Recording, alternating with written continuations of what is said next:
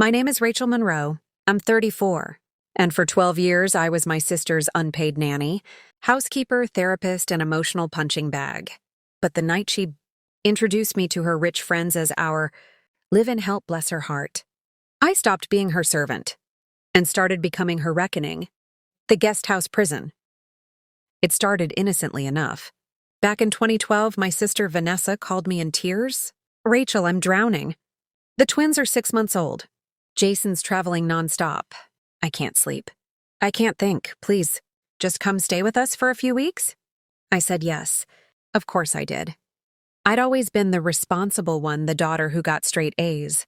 Worked weekends, never caused drama. Vanessa, she was the golden child. Beautiful, charismatic. Married at 24 to Jason Monroe, a tech executive with a $2.3 million, home in Bellevue, Washington, a Tesla, and a wine cellar bigger than my entire apartment. I moved into their guest house, a converted garage with thin walls and a leaky roof, and told myself it was temporary.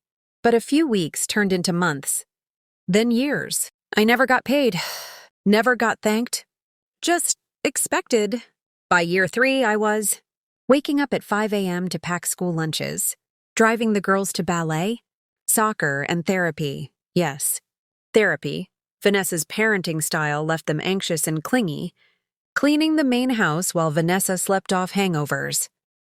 Working nights as a remote customer service rep to pay for my own health insurance, skipping my annual gynecologist appointments because someone had to be home for bedtime. And through it all, Vanessa posted Instagram stories like, "So blessed to have it all. Mom life grateful." Never once did she tag me. Never once did she say, "Couldn't do this without my amazing sister." To her, I wasn't family. I was infrastructure, like the dishwasher, or the Wi-Fi, the dinner party that broke me. The breaking point came on a Saturday in May. Vanessa was hosting a garden soiree for Jason's colleagues and their wives, women in linen dresses and 800 handbags, laughing about their Pilates retreats. I'd spent 3 days prepping, made 12 dozen canapes, ironed 30 cloth napkins, bathed the twins, styled their hair, dressed them in matching designer outfits, set up string lights, floral centerpieces, a champagne fountain. At 7 p.m., I was in the kitchen refilling trays when Vanessa grabbed my arm. "Rachel, quick, Mrs. Langford from Jason's board wants to meet the help. She's looking for someone reliable." I froze. The help. Not my sister. Not Rachel, who's been here since the girls were babies. The help. I followed her outside, heart pounding. Vanessa smiled brightly. "Darling, this is Rachel, our live-in help. She's been with us forever. Bless her heart, she's so devoted." Mrs. Langford patted my arm like I was a loyal dog. "Oh, how wonderful. You must be exhausted. Do you get days off?" I opened my mouth, but Vanessa cut in. "Oh, she doesn't need days off. She loves the girls. Honestly, I don't know what we'd do without her." I smiled, nodded, walked back inside, and the second the kitchen door closed, I vomited into the sink. That night, while everyone danced under fairy lights, I packed one suitcase, took Scout, my 14-year-old rescue terrier, left a note on the fridge. "The help has resigned." I didn't look back. The text that changed everything. I moved into a 900-month studio in Tacoma, started therapy, reconnected with old friends who'd been worried about me for years. 2 weeks later, my phone buzzed. It was Jason. "Jason, Rachel, I need to talk. It's urgent. Can you meet me?" I almost ignored it. But something in his tone, raw, desperate, made me say yes. We met at a diner. He looked wrecked, unshaven, eyes bloodshot. "Vanessa's spiraling," he said. "She's drinking again. Last week, she left the girls home alone for 8 hours while she went to a spa in Palm Springs. CPS got called twice. My stomach dropped. The twins! How are they?" "Mia won't speak. Lily's having nightmares. They keep asking for you." He leaned forward. "I'm filing for full custody, and I need you to testify." I almost said no. After everything, I owed them nothing. But then I pictured Mia's face the way she used to crawl into my lap during thunderstorms, Lily's laugh when we baked cookies together. I nodded. "I'll do it." Building the case. I didn't just show up to court with tears and memories. I came with evidence.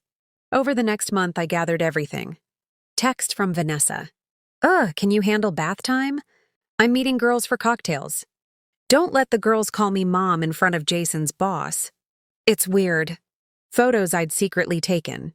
Vanessa passed out on the couch at 3 p.m., empty wine bottles on the floor. The twins eating cold cereal for dinner, again. Birthday parties where Vanessa was absent, but I'd made the cake. Wrapped the gifts, cleaned up alone. Medical records. Lily's anxiety diagnosis, age 7. Mia's speech delay, linked to emotional neglect. Witness statements.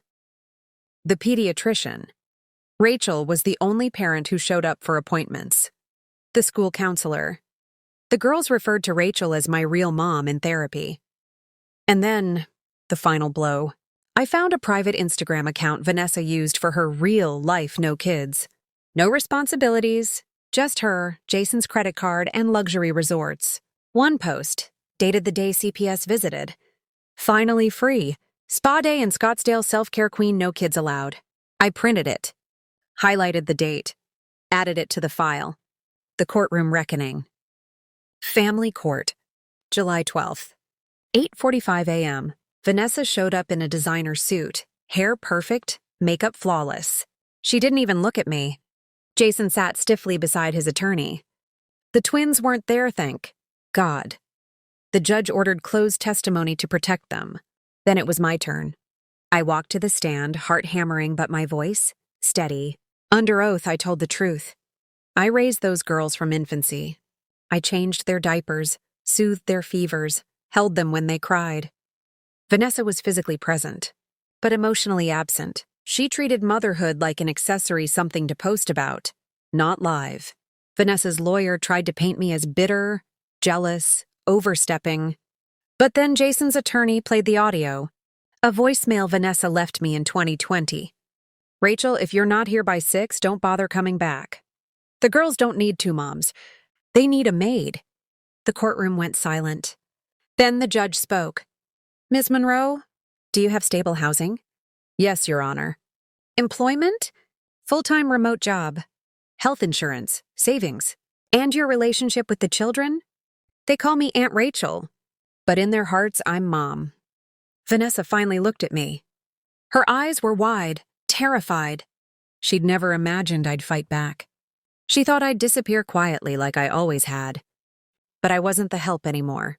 I was the solution. The verdict. The judge ruled 2 weeks later.